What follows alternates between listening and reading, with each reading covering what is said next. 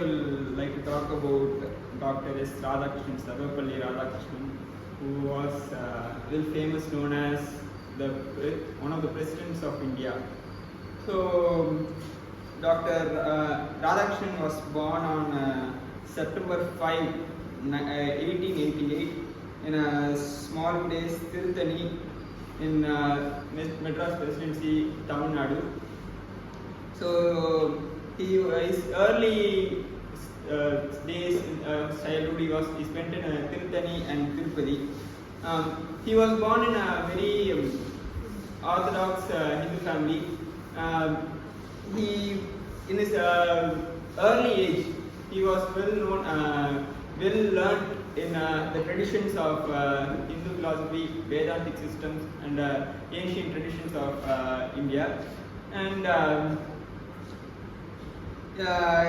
he had his education in Christian missionary institutions, and he also learnt many Christian teachings and other Western thoughts of other Western philosophers.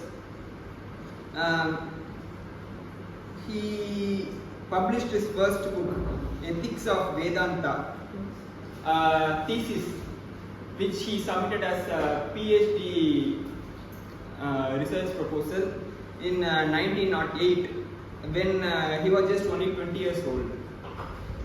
He was that young, and he was like a very intelligent person, I think. In the next year, 1909, he was appointed as a teacher of philosophy in Madras Presidency College, and then started his academic activities. So after that, he was appointed as a professor of philosophy in University of Mysore. So there he got more thoughts about Western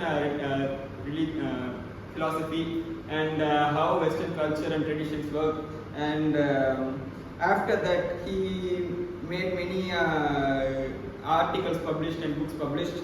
In 1921, he was appointed as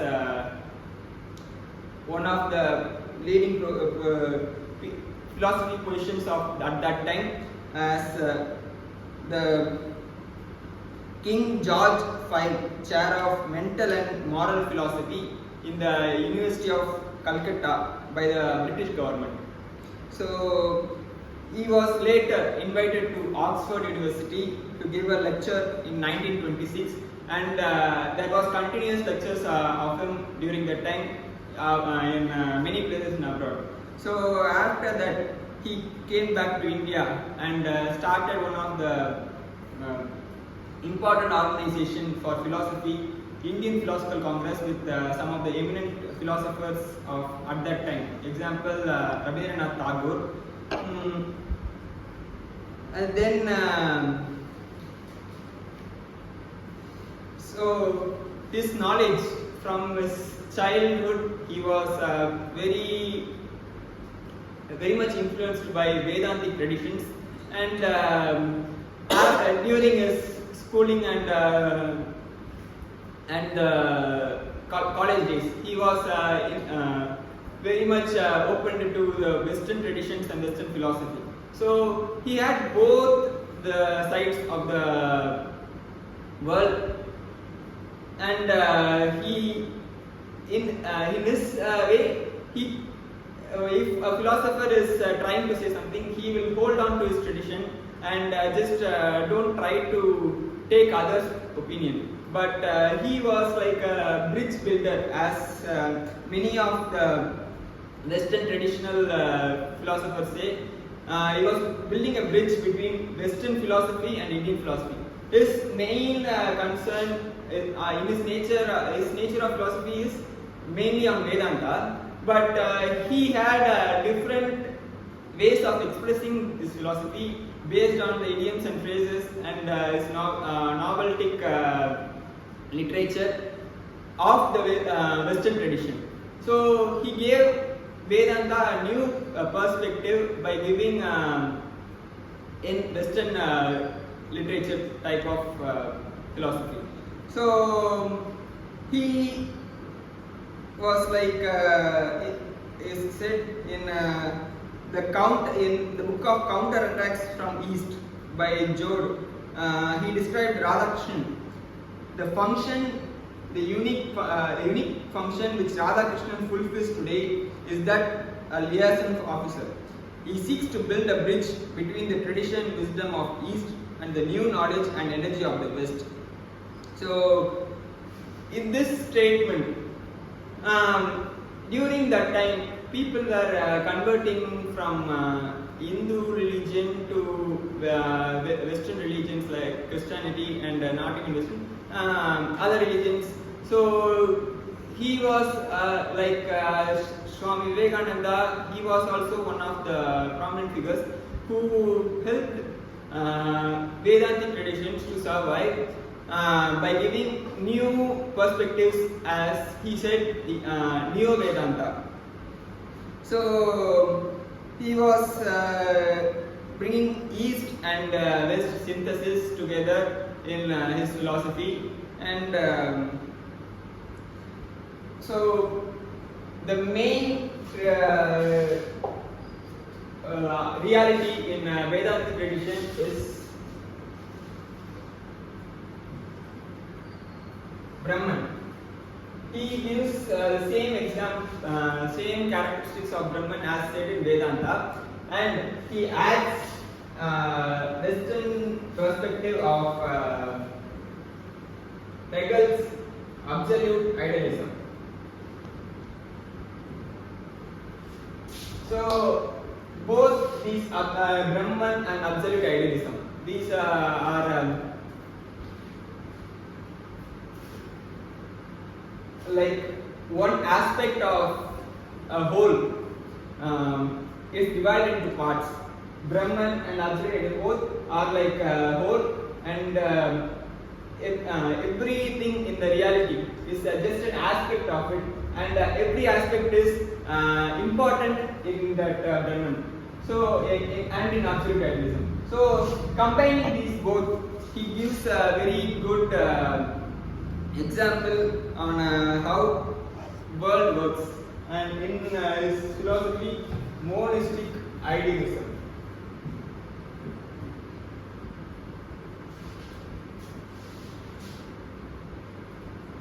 So this is his explanation of the philosophy he is giving, as reality is one and everything is just an aspect of it. So he is giving two words, two meanings for the word idea. So he is an idealist and he is an idealist. So from the idealist position, there is an idea which exists. So it is a metaphysical point of the idea. So next is ideal. There is something as an ideal which he tells us spiritual idea, and to that the world is progressing, and that is the end of the life. So the spiritual idea, he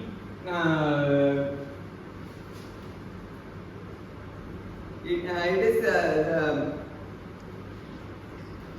just tells this,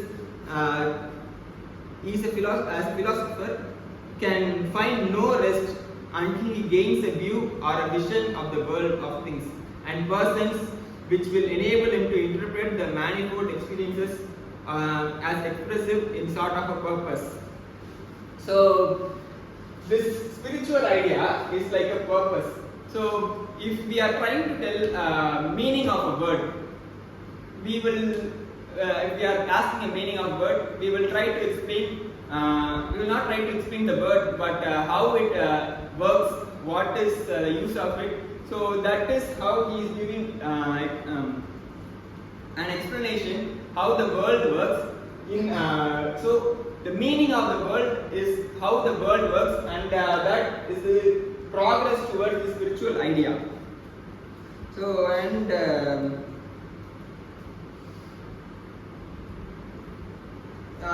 the nature of the ultimate reality of Dr. Radhakrishnan is this Brahman and absolute idealism.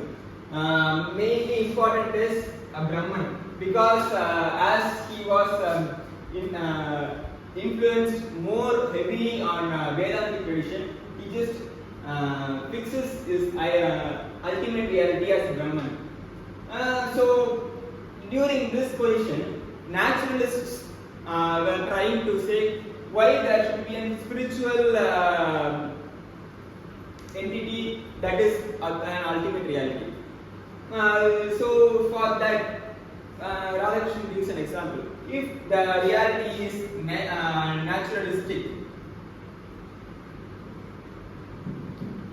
so if the reality is naturalistic, then the progress of the world, as said, the progress of our life to the end, it just becomes materialistic or mechanical. So he just don't want naturalistic way to give the thing, but he just wants this idea, the progress should be spiritual, so that will get an ideal.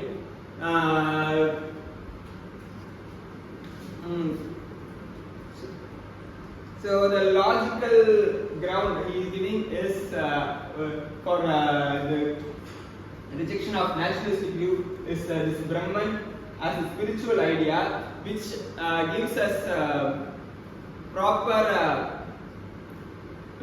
way to live without a mechanical life. So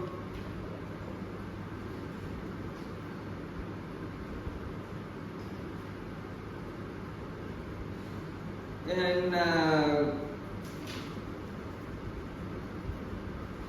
in this philosophy, what is Brahman? He just takes the view of Shankara's consciousness,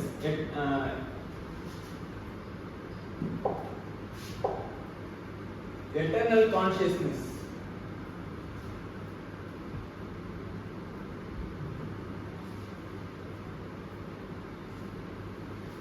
Eternal freedom.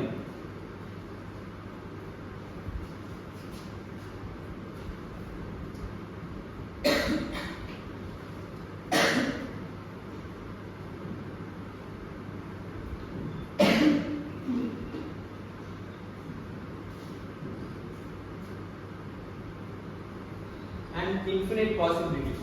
So he just takes these two from Advaita.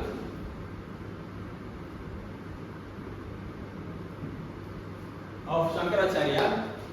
So Brahman is eternal consciousness. That consciousness knows everything, and it is always eternal.